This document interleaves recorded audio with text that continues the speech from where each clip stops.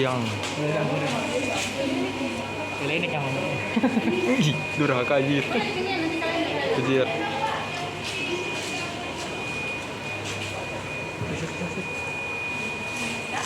Oke, selamat pagi. Pagi. Gini, pagi. Ulang ya. Selamat pagi. Pagi. Sebelumnya perkenalkan, nama kakak di sini Vira dan kakak sama teman kakak. Sama teman kakak Eriko. Di sini kakak bakal ngejelasin tentang pembenihan lele Sangkuriang. Yang bakal kakak jelasin di sini itu adalah proses gimana sih lele ini bisa menghasilkan telur. Gimana cara membenihkan lele. Caranya adalah pertama kita pilih dulu nih seleksi indukan jantan sama betinanya. Kita lihat yang bagus mana, yang terbaik mana, yang kira-kira sudah siap untuk dipijahkan yang mana. Kita pisahin. Ini ada jantannya, ini betinanya. Tuh. Terus habis itu setelah diseleksi mereka itu kita suntik pada hormon. Nama hormonnya itu Opaprim. Kayak gini bentuknya. Jadi hormon Opaprim. Hormon Opaprim ya. Nah, dosisnya itu per 0,5 dari berat lele. Jadi ini kita timbang dulu, habis itu kita ambil ininya dikalikan 0,5 untuk mengetahui dosisnya berapa yang dibutuhkan. Gitu. Setelah disuntikan kedua-duanya ya, jantan sama betinanya, lalu kita masukin aja ke kolam atau bak yang sudah diisi dengan kakaban. Kakaban itu adalah hijau. Simpelnya kakaban itu hijau. Fungsinya buat apa dikasih hijau? Buat nempelnya telur. Karena telurnya, ya, telur lele itu kan sifatnya menempel ya. Kalau udah kena air, itu dia lengket. Jadi dia butuh substrat atau tempat untuk telur itu menempel. Makanya prosesnya untuk hormon ini bisa bekerja di lele itu biasanya sekitar 8-9 jam. Nah, proses pemijahannya sendiri itu sekitar 12-15 jam waktu yang dibutuhkan. Oke, saya kecepatan nggak? Nggak. Terus yang mau tanyain nggak? Boleh.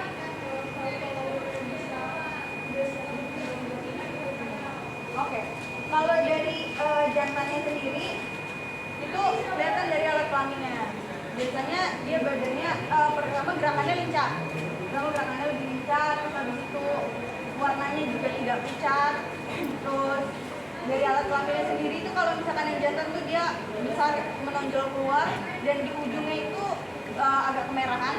Sementara kalau buat betina itu biasanya dia perutnya buncit, kelihatan ada lekukannya gitu. Itu tandanya perutnya sudah terisi full telur. Terus habis itu dianya juga alat kelaminnya itu bentuknya bulat kemerahan gitu. Itu cara gampangnya. Siapa lagi tadi yang mau nanya? Nah, untuk merangsang lelenya, jadi proses pemijahannya bisa lebih cepat. Sebenarnya bisa sih nggak pakai hormon ini, cuman jadinya lebih lama. Kan ini kan kalau pakai ini cuma 8-15 jam. Kalau misalkan nggak pakai ini bisa 24 jam. Nah, jadi udah bertanyakan. Ada yang mau ditanyain? Lagi? Ada. Terakhir? Ada lagi enggak? Ya, Oh ini. Kenapa namanya pemberian lele Sangkuriang? Maksudnya Sangkuriang itu? jenis lelenya itu Sangkuriang. Oh, jenis lelenya. Kalian tahu legenda Sangkuriang nggak? Tahu. Nah, kurang lebih sama prosesnya. Jadi dari Sangkuriang ini itu seperti apa namanya? Ada cerita asal usulnya Sangkuriang. Nah itu jadi dia Anaknya cucunya kawin dengan neneknya kayak gitu. Jadinya Sangkuriang. Oke. Beneran Make sense, sama, make sense. beneran. Kalian bisa Searching. lanjut ke kakak. Ayo kita lanjut ke sana. Masih di satu tempat, kita lanjut.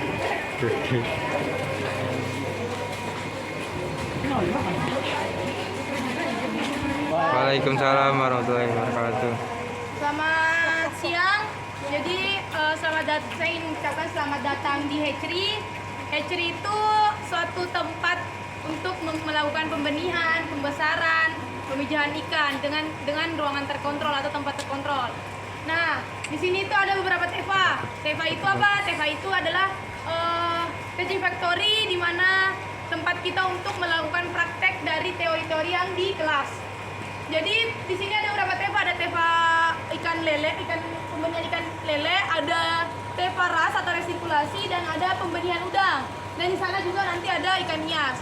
Untuk mengefisiensikan waktu, langsung saja dijelaskan terlebih dahulu budidaya dengan teknik ras. Oke, saya pribadi.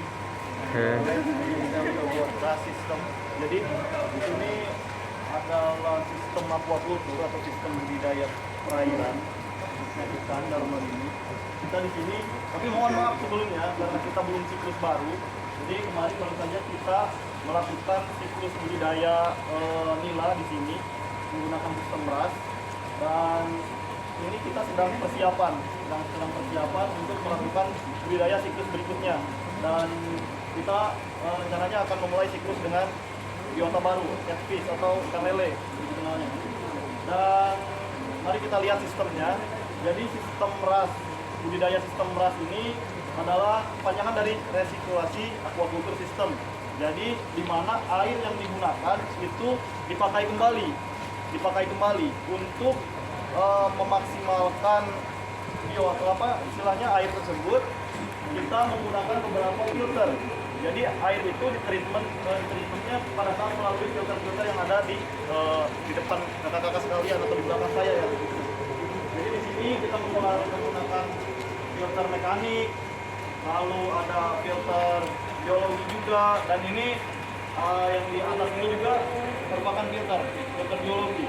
Jadi air yang mengalir itu didorong masuk ke filter mekanik awalnya, terus di filter mekanik itu melalui tahapan bisa dibilang penyerapan ini ya, bahan-bahan organik gitu kan istilahnya, bahan-bahan yang organiknya yang besar lah istilahnya. Lalu didorong lagi ke filter biologi, di mana di sini ada treatment menggunakan bakteri baik atau probiotik, lalu diangkat airnya ke bak biologi, di mana di bak biologi ini ada namanya biobol, nah yang dipegang kakaknya ini. Jadi biobol ini fungsinya untuk rumah bakteri. Ada filamen-filamennya, itu tempat bakteri tumbuh. Jadi begitu air masuk, bakteri ini pengurai air tersebut agar bisa digunakan kembali dan tidak meracuni ikan, gitu kan. Nah, jadi dari bak biologi ini ditampung ke bak penampungan, lalu dialirkan kembali. Nah, ya jadi apa sih kalau misalnya kita bilang apa sih keunggulan sistem budidaya sistem ras? Sebenarnya banyak sekali keunggulan budidaya sistem ras, khususnya di wilayah-wilayah yang memiliki potensi airnya yang kecil atau sedikit. Ini sangat berguna karena airnya kita tidak banyak membuang air, dan air yang sudah dipakai digunakan kembali. Di sisi lain, kita budidaya sistem ras itu kualitas dagingnya akan sedikit berbeda dengan misalnya budidaya yang sistem tradisional atau di tanah. Karena apa? Karena kadang mungkin kakak-kakak sekalian pernah makan ikan tetapi ikannya agak bau tanah dan sebagainya, tetapi tidak dengan sistem ras. Kenapa? Karena kita treatment airnya, dan jelas kita menggunakan air yang fresh istilahnya untuk ikan hidup di baknya tersebut. Jadi sampai sini mungkin ada pertanyaan nggak? Biar nggak terlalu banyak saya ngomong gitu, tapi apa sih yang pengen kalian ketahui dari sistem? Silakan. Mungkin ada yang bingung, masih bingung.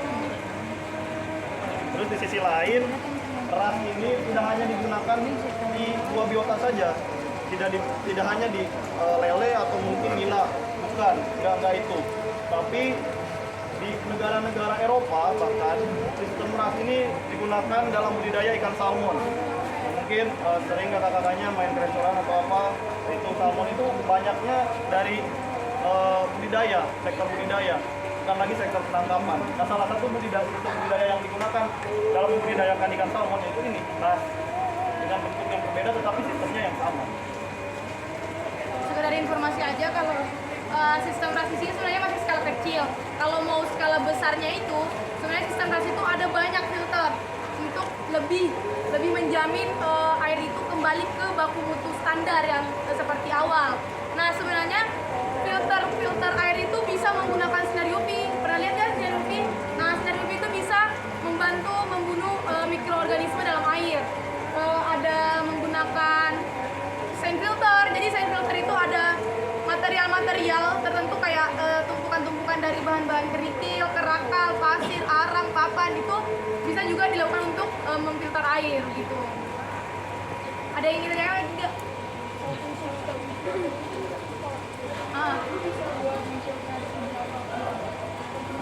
Semua ini. Jadi sistemnya ini air sirkulasi itu air mengalir. Jadi misalnya ini kan pemeliharaan. Nah seharusnya karena kita belum produksi jadi mungkin belum dilihat secara langsung. Jadi di situ pemeliharaan air yang disiramkan ini mengalir terus menerus. Jadi airnya tuh tersirkulasi. Air keluar melalui saluran ini terus masuk ke filter.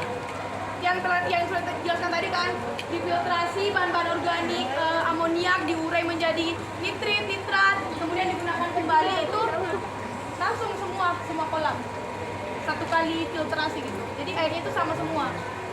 Namun ada kekurangan di dalam penggunaan trase ini karena jika satu kolam terkena entah itu penyakit atau apa, jadi otomatis semua kolam itu akan berpotensi untuk terkena juga, itu kekurangannya. Ada yang nggak? Bakterinya itu asalnya dari mana? Bakteri pengurainya? Nah, kalau bakteri jenisnya itu namanya bakteri Nitrobacter sama Nitrobacter sama Nitrosomonas. Bakteri yang digunakan di sini sendiri itu dalam bentuk bubuk. Jadi bubuknya itu dicairkan dalam jumlah tertentu, kemudian disimpan di bak sedimen kedua ini. Di sini ada, kalau bisa dilihat di sini ada dua bak. Nah, jadi di sini yang bak untuk dialirkan naik ke bak filter biologi itu disimpan bakterinya di sini. Jadi bakterinya ikut mengalir, kemudian di sinilah tumbuh bakteri. Gitu. Ada lagi nggak? Kalau sudah tidak ada untuk waktu ya, karena waktu juga langsung aja lanjut ke pemilihan udang.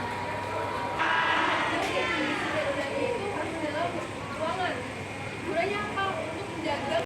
Jadi sebenarnya backyard itu adalah penggunaan teknologi di mana dilakukan modifikasi. Biasanya kita pembenihan udang itu, kalau yang kita tahu di Anyer-Anyer sana itu pembenihan itu harus dengan luasan lahan dengan yang luas gitu. Tapi kalau di sini gimana caranya kita melakukan pembenihan, tetap melakukan pembenihan udang, tapi kita memanfaatkan lahan yang sedikit. Gitu. Gimana caranya? Ya itu baknya dibuat lebih dalam. Gitu. Nah untuk yang kami pelihara di sini itu dimulai dari stadia nopli. Nopli itu stadia di mana dia menetas dari telur. Sudah menetas dari telur, habis itu dia menjadi zoya. Zoya itu terdiri dari 3 fase, lalu menjadi mesis, lalu menjadi pos larva. Pos larva ini di mana udangnya itu sudah menjadi udang seutuhnya. Jadi sebenarnya udang itu kalau misalnya kita lihat setelah jadi telur itu nggak bisa kita lihat dengan mata telanjang karena sangat kecil, ukurannya itu 0,2 mikrometer. Jadi kita menggunakan mikroskop untuk melihatnya.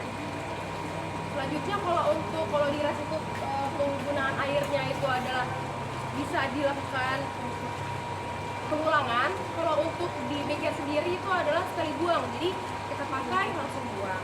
Itu perbedaannya. Intinya udang itu adalah biota yang sensitif ya. Jadi untuk pemeliharaannya itu harus benar-benar steril, baik itu orangnya, alat-alatnya itu benar-benar harus steril, Terutama medianya. terutama medianya.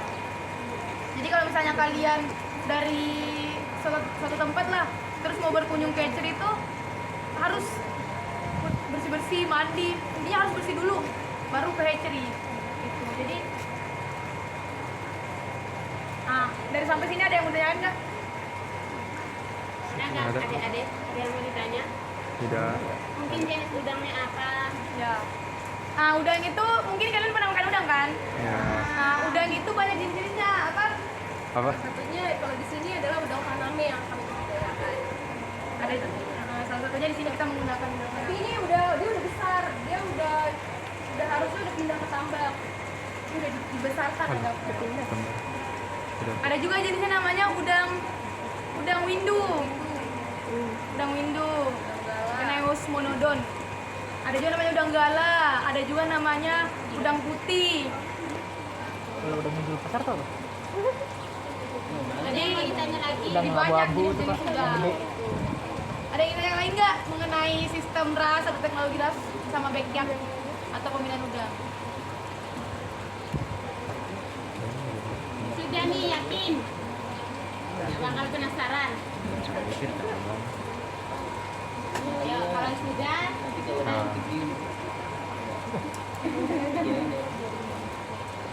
Ini dalam pemeliharaan biot ikan itu ada beberapa jenis, ada ikan air tawar, ikan air laut, dan ikan air payau. Jadi semua biota-biota itu memiliki memiliki perlakuan yang berbeda-beda, baik dari segi media, air, kualitas air, kandungan airnya gimana, perlakuannya gimana, semuanya berbeda-beda.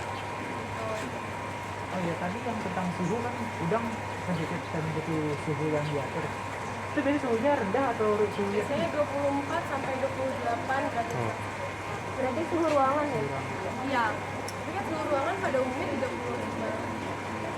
Jadi semuanya berpengaruh, baik itu misalnya suhunya tinggi atau suhunya kerendahan, itu berpengaruh semua. Jadi jika melakukan budidaya dan tidak sesuai dengan parameter-parameter yang telah ditentukan, itu bahkan akan berpengaruh dengan hasil yang nantinya akan dihasilkan. Berarti pH air termasuk ke Ya, termasuk apalagi kalau ditambak. Ditambak itu pH air yang sangat penting. ada lagi. Ya udah. Karena waktu juga kita dibatasi sama waktu, jadi mungkin bisa dilanjutkan ke spot berikutnya. Saya kembalikan ke rekan-rekan. Oke, kita ucapkan terima kasih dulu ya. Terima kasih. 2, 3. Terima kasih kak. Bilangnya makasih Daeng, makasih untuk gue. Terima kasih Daeng, terima kasih po gue. Nggak ada udang. Air